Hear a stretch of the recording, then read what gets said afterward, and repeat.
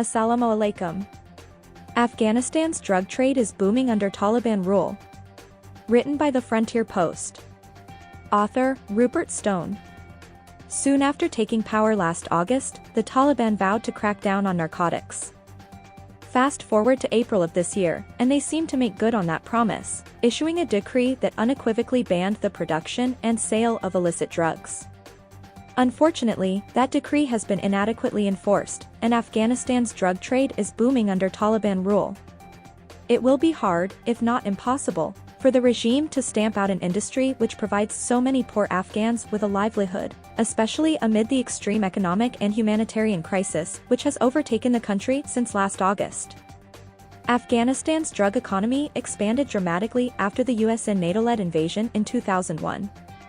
The amount of land under poppy cultivation almost tripled between 2002 and 2020, and the country also started to produce cheap methamphetamine using an abundant local plant, ephedra. At Torkham on the Afghanistan-Pakistan border, customs reportedly seized an unprecedented amount of drugs in late 2021 and early 2022, including a record 130-kilogram haul of heroin. October also saw one of the biggest meth busts in Peshwar's history. A Pakistani law enforcement official told me in January that trafficking had increased since the Taliban took over, having said in November that a huge quantity of narcotics was reaching the coastal belt of Balochistan and Karachi. Seizures in that area have indeed been sizable. In May alone, Pakistan's anti-narcotics force made a massive bust of more than 1 ton of opiates and 255 kilograms of meth in the province of Balochistan, while the Pakistani Navy intercepted 4.5 tons of drugs in the northern Arabian Sea.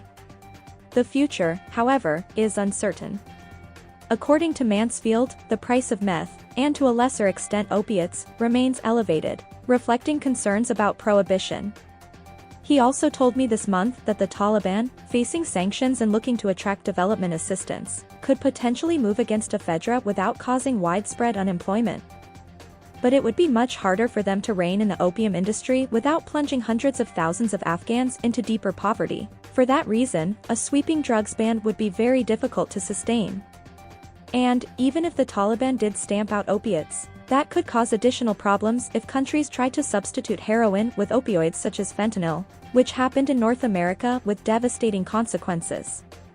There are already signs of synthetic opioid use in Afghanistan, where pills known as Tablet K have been found that contain tramadol.